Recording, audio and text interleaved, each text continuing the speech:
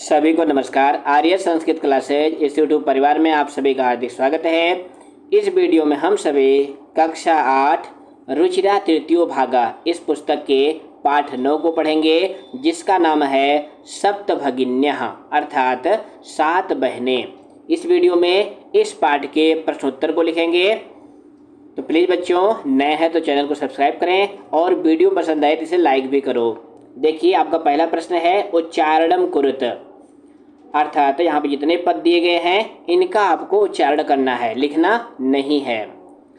तो पहला है सुप्रभातम महत्वधायिनी पर्व परंपराभिः चतुर्विंशतिः द्विसप्ततितमे वंशवृक्ष निर्मितानां सप्तभगिन्यः प्राकृतिक संपद्भिः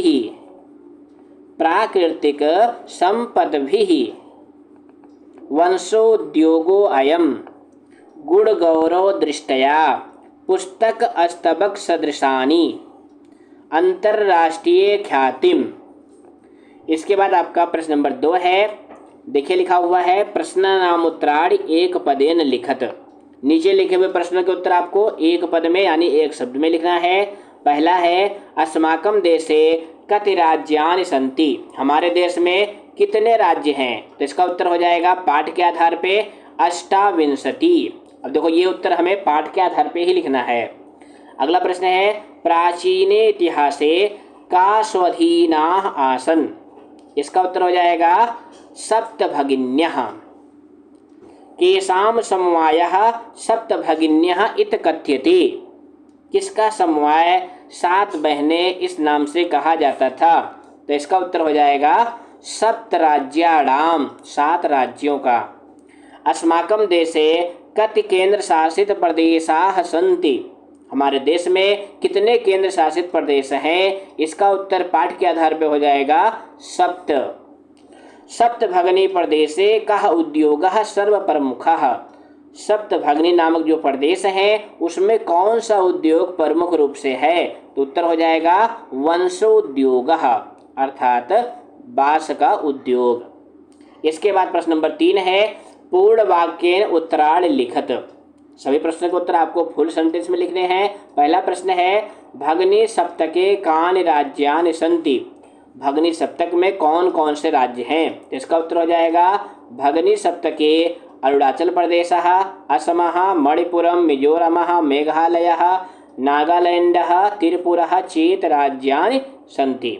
यानी भगिनी सप्तक में अरुणाचल प्रदेश, असम, मणिपुर, मिजोरम ये सभी राज्य हैं। इमान् राज्यानि सप्तभगिन्यः इति किमर्थं कथ्यन्ते, इन राज्यों को सप्तभगिनी क्यों कहा जाता है। तो इसका उत्तर है सामाजिक सांस्कृतिक परिदृश्यानाम साम्यात, सामाजिक और सांस्कृतिक परिदृश्यों की समानता के कारण इमान् राज्यानि सप्तभगिन्यः इति कथ्यन्ते, इन राज्यों को सप्तभगिन्यः कहा जाता है। सप्तभगिनी प्रदेशे के निवसन्ति, सप्तभगिनी प्रदेश में कौन रहते हैं। तो इसका उत्तर हो जाएगा सप्तभगिनी प्रदेशे गारो, खासी, नगा, मिजो प्रभृतयः बहवः जनजातीयाः निवसन्ति, यानी सप्तभगिनी नामक प्रदेश में ये जनजातियाँ रहती हैं। अगला प्रश्न है एतत् प्रादेशिकाः कैः निष्णाताः सन्ति, एतत् प्रादेशिकाः यानी सप्तभगिनी प्रदेश में रहने वाले जो लोग हैं वो किस में निपुण हैं। तो इसका उत्तर है पाठ के आधार पे एतत् प्रादेशिकाः स्वलीला कलाभिश्च निष्णाताः सन्ति, स्वलीला मतलब अपने काम में और कलाओं में निपुण हैं। वंश वृक्ष वस्तूनाम उपयोगः कुत्र क्रियते, बांस के वृक्षों की वस्तुओं का उपयोग कहाँ कहाँ होता था। तो इसका उत्तर हो जाएगा वस्त्र आभूषणेभ्यः गृह निर्माण पर्यंतम वंश वृक्ष वस्तूनाम उपयोगः क्रियते, अर्थात वस्त्र और आभूषणों से लेकर गृह निर्माण तक सभी जगह वंश वृक्ष की वस्तुओं का उपयोग किया जाता था। इसके बाद प्रश्न नंबर 4 है रेखांकित पदम आधृत प्रश्न निर्माणम कुरुत, रेखांकित पद को बेस बना करके आपको प्रश्न का निर्माण करना है। तो पहला है वयम स्वादेशस्य राज्यानां विषये ज्ञातुम इच्छामि, यहाँ पे स्वादेशस् ये अंडरलाइन है, तो क्या प्रश्न बनेगा? वयम कस्य राज्यानां विषये ज्ञातुम इच्छामि, मैं किसके राज्यों के विषय में जानना चाहता हूँ। सप्तभगिन्यः प्राचीने इतिहासे प्रायः स्वाधीना एव दृष्टा। सप्तभगिनी नामक जो प्रदेश है वो प्राचीन इतिहास में प्रायः स्वाधीन देखे गए। तो सप्तभगिन्यः इसके स्थान पर हो जाएगा काः। अगला है प्रदेशे अस्मिन् हस्तशिल्पानां बाहुल्यम वर्तते। इस प्रदेश में हस्तशिल्पों का बाहुल्य है। तो प्रश्न बनेगा प्रदेशे अस्मिन् केषां बाहुल्यम वर्तते। इस प्रदेश में किसका बाहुल्य है, यानी किसकी अधिकता है। एतान राज्यान तो भ्रमणार्थम स्वर्ग सदृशानि। ये सभी राज्य घूमने के लिए स्वर्ग के जैसे हैं। तो प्रश्न होगा एतान राज्यान तो भ्रमणार्थम कीदृशानि, ये राज्य घूमने की दृष्टि से कैसे हैं। इसके बाद अगला प्रश्न है प्रश्न नंबर 5, यथा निर्देशम उत्तरत, यानी हर वाक्य में अलग अलग निर्देश है, उसके अनुसार आपको उत्तर देना है। पहला है महोदय मे भगिनी कथयति अत्र मे इत सर्वनाम पदम कस्मै प्रयुक्तम। इस वाक्य में जो मे सर्वनाम पद है वो किसके लिए आया हुआ है। तो ये वाक्य कौन बोलता है पाठ में? स्वरा। तो इसका उत्तर हो जाएगा स्वरायैहि, यानी ये स्वरा के लिए ये मे सर्वनाम पद आया हुआ है। सामाजिक सांस्कृतिक परिदृश्यानां साम्याद इमानि उक्तोपाधिना प्रथितानि। अस्मिन् वाक्ये प्रथितानि इत क्रियापदस्य कर्तृपदम किम। जो प्रथितानि क्रियापद है इसका सब्जेक्ट यानी कर्तृपद कौन सा है। तो इसका उत्तर हो जाएगा इमानि। एते साम्राज्यानां पुनः संघटनम विहितम अत्र संघटनम इत्र कर्तृपदस्य क्रियापदम किम। इस क्रियापद का कर्तृपद यानी संगठनम, ये जो करता है, यहाँ पे देखो ना संगठनम जो है ये कर्तृपद है, इसका क्रियापद पूछा जा रहा है। क्रियापद का मतलब क्या होता है? वर्ब। तो इसका उत्तर हो जाएगा विहितम। अगला है अत्र वंश वृक्षाणां प्राचुर्यम विद्यते अस्मात् वाक्यात् अल्पता इत पदस्य विपरीतार्थकम पदम चित्वा लिखत। तो यहाँ पर अल्पता, अल्पता मतलब क्या होता है? न्यूनता यानी कमी। इसका विपरीत अर्थक यानी विलोम पद आपको पाठ से लिखना है। तो क्या हो जाएगा? प्राचुर्यम। प्राचुर्यम माने होता है अधिकता। क्षेत्र परिमाणैः इमान् लघून् वर्तन्ते वाक्यात् सन्ति इत क्रियापदस्य समानार्थकम पदम चित्वा लिखत। यानी इस वाक्य में वाक्यात यानी इस वाक्य से संति, संति मतलब क्या होता है, इस अर्थ में कौन सा पद इस वाक्य में प्रयोग किया गया है वो आपको चुनना है। तो इसका उत्तर हो जाएगा वर्तन्ते।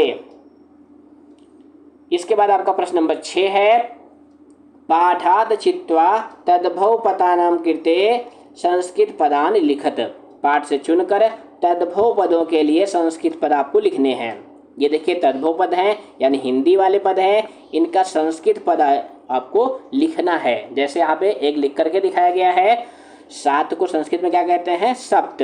उसी तरह से बहन को भगिनी, संगठन को संघटनम, बांस को वंशः, आज को अद्य, खेत को क्षेत्रम। इसके बाद इसी का आखंड है भिन्न प्रकृतिकम पदम चिन्हित। भिन्न प्रकृति वाला पद चुनिए। गच्छति, पठति, धावति, आहसत, क्रीडति। अब यहाँ पे आप देखने से आपको पता चल गया होगा कि गच्छति, पठति, धावति और क्रीडति ये सभी वर्तमान काल यानी लट लकार के हैं, लेकिन जो ये आहसत है ये लंग लकार अर्थात भूतकाल का है। तो इसी को अलग करके इस तरह से आपको लिख लेना है। छात्रः, सेवकः, शिक्षकः, लेखिका, क्रीडकः। इसमें भिन्न पद कौन सा है? सभी पद जो है पुल्लिंग है, लेखिका सब पद जो है स्त्रीलिंग में है। तो ये आपका जो है भिन्न पद है, इसको अलग करके लिखेंगे। पत्रम, मित्रम, पुष्पम, आम्रः, फलम। तो यहाँ पे आम्रः को छोड़ करके सभी नपुंसकलिंग के शब्द हैं यानी पद हैं, तो आम्रः इसका उत्तर हो जाएगा। व्याघ्रः, भल्लूकः, गजः, कपोतः, शाखा, वृषभः, सिंहः। यहाँ पे शाखा को छोड़ करके सभी पुल्लिंग शब्द हैं, शाखा जो है आकारांत स्त्रीलिंग शब्द है, तो इसको अलग करके लिख लेंगे। पृथ्वी, वसुंधरा, धरित्री, यानम, वसुधा। यहाँ पे यानम को छोड़ करके सभी जो है स्त्रीलिंग पद हैं। यानम जो है नपुंसक लिंग का है, तो इसको अलग करके लिख लेंगे। इसके बाद प्रश्न नंबर 7 में क्या करना है, विशेष विशेषणानाम उचितम मेलनम कुरुत। विशेष और विशेषण को मिलाना है। ये विशेषण पद हैं और ये विशेष पद हैं। तो अयम प्रदेशः संस्कृत विशिष्टयाम किससे मिलाएंगे, भारत भूमौ से। महत्वधायनी क्या हो जाएगा, संस्कृति। प्राचीने इतिहासे एकः समवायः। तो इस तरह से हमारा पाठ 9 का प्रश्न उत्तर कंप्लीट हुआ। इस तरह की वीडियो पाने के लिए वीडियो को लाइक करें, चैनल को सब्सक्राइब करें। फिर मिलेंगे अगली वीडियो में। धन्यवाद।